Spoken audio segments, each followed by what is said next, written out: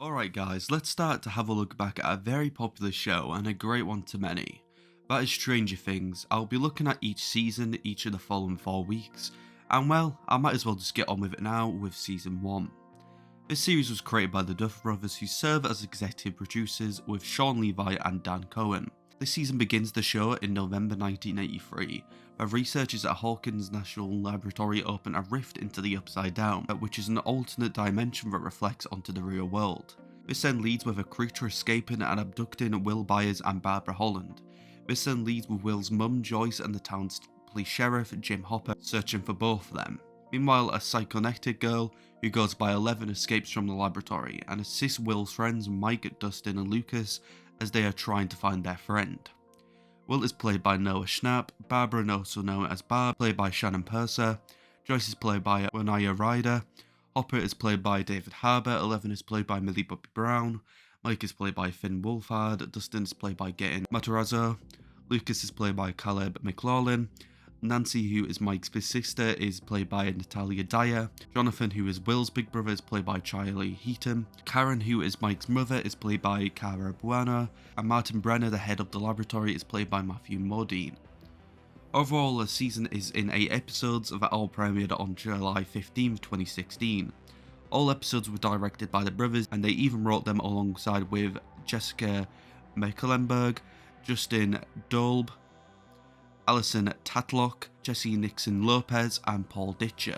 This isn't the brothers' first project. They completed their first movie, Hidden, in 2015 with the distributor Warner Bros., who actually didn't give it a wide release, and both of the brothers weren't sure where their future would go. However, to their surprise, TV producer Donald D. Line approached them saying he was impressed by the film's script, inviting them to work on episodes of Wayward Pines along with M. Night Shyamalan, who was a big inspiration behind their film. Overall, the director mentored the two during the episode's productions, and they were then ready to produce their own series. The two then prepared a script that was essentially the pilot episode with a 20-page pitch to find the show a network. Overall, they showed their pitch to a number of cable networks who rejected it due to the plot being centered around children, which they felt couldn't work. They suggested either making it a children's show or even making it more about Hopper and Joyce. Luckily though, Vice President of 21 Lamps Entertainment, Dan Cohen, brought the script to his colleague Sean Levi in 2015. They then invited the brothers to their office and purchased the rights to the series, giving the brothers full authorship. Netflix would go on to read the pilot and then purchase the season. The company then announced the 2016 release in early April 2015. The two then started writing the rest of the season, as Levi and Cohen were then brought on as executive producers. They were also planning casting and filming. The series was originally titled as Montauk, as the setting of the script was Montauk, New York, with nearby Long Beach locations. The reason behind it was that so it could tie in with Jaws from Spielberg, since Montauk was used as the fictional island of that film. When they did change the location, they had to come up with a new title. Overall, Netflix's Ted Sarandos had the job of doing so before they could market it to the public. The original idea of the show was first started after the brothers felt they could take on the concept of the film Prisoners. They overall thought of how a child would react if another child went missing from their area. They also read into experiments that took place in the Cold War, such as the Project MK Ultra, which gave them a way to ground the monster's existence into science fiction rather than being spiritual. All of this also helped them decide on using 1983 as the period it's set, since that's the year before Red Dawn came out. If you don't know, it's a film about the Cold War itself. They were then able to use their own personal inspirations from the 80s, which then was the decade they were born, even calling it the realm of science fiction and horror. Overall inspiration for the show were many of Stephen King's novels, films produced by Spielberg, John Carpenter films, Wes Craven films, Robert Zemeckis films, George Lucas films, and Del Toro films. The other two standalone films were Alien and Stand By Me, which were also influences. Anime such as Akira and Delphin Lied were also two influences. Just want to clarify, I'm very sorry to anyone that's a fan of Elfrin Lied. If you are on the channel, I personally have never heard of the anime before and have obviously not watched it. And I completely blundered and typed it in wrong when I was writing the script. I don't know how, and then it ended up with me calling it Delphin Lied. But I quickly went on to notice, yeah, I made a blunder while editing and was like, okay, this is clearly called Elfrin Lied, so here's the correction, I guess. And finally, video game inspirations were Silent Hill and The Last of Us. Since this was a Netflix show, the brothers didn't have to do the typical 22 episode format and decided to go for 8 instead. With these episodes, they aimed to make it feel like a movie with its major plot lines completed so the audience could feel satisfied, but leave things unresolved to show that something bigger was going on. All essentially to give it a good standalone season, but if Netflix chose to do more, they could. The two brothers were actually outcasts while they were in high school, so when it came to writing the kids, it was quite easy. They even said it was easier for them to write Barb as well. By June 2015, it was announced that Ryder and Harbour had joined the cast, with their roles also revealed. The casting of Ryder was actually suggested by casting director Carmen Cuba, and the brothers were both instantly drawn by her 1980s films. Levi also felt that the actress could really show the different sides of the character. But brothers always eyed up Harbour since before this he just played small villainous roles, and felt he could play a lead. Harbour himself was thrilled by the script and really wanted to play a broken, flawed anti-hero.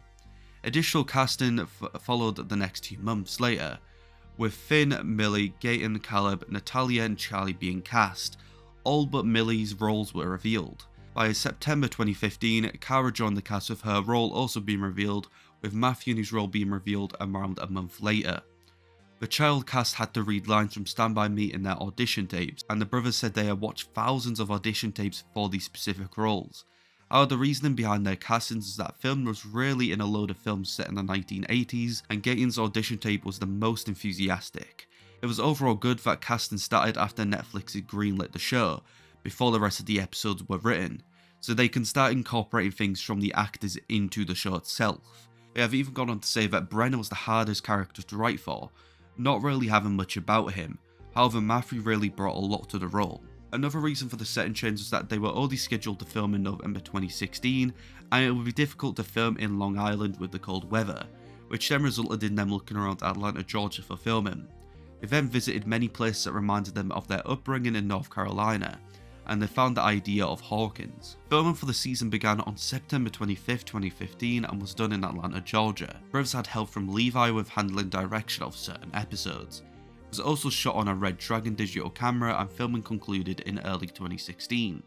While filming, they tried to capture shots that would be homages to many of the 1980s films. They didn't want these to be references, but to make it more feel like a 1980s film itself.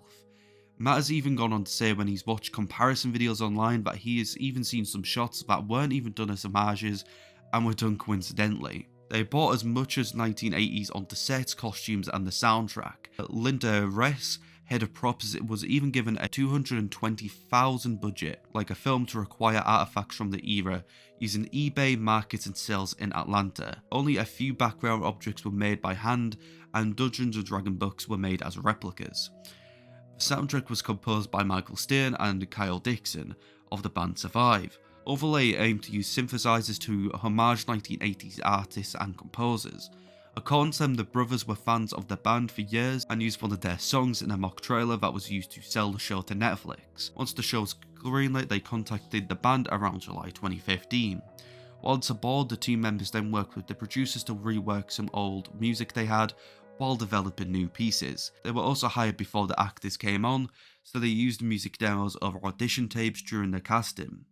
The show's theme is actually based on unused work by Stern, which ended up in a collection of work that was given to the production staff, who felt it could be used as an opening credit. Overall, the season's soundtrack consists of 75 songs from the two, which were split into 2 volumes, which was released by Lakeshore Records. Other songs that were featured from artists such as The Clash, Toto, New Order, The Bangles, Foreigner, Echo and the Bunnymen, Peter Gabriel and Corey Hart. Overall, episodes were 40 minutes long and were released on the Netflix platform.